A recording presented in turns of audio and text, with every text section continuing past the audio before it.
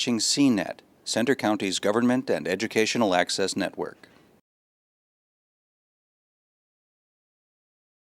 Sponsorship for this program is brought to you in part by Town and Gown Magazine. If it's happening in Happy Valley, it's in Town and Gown Magazine.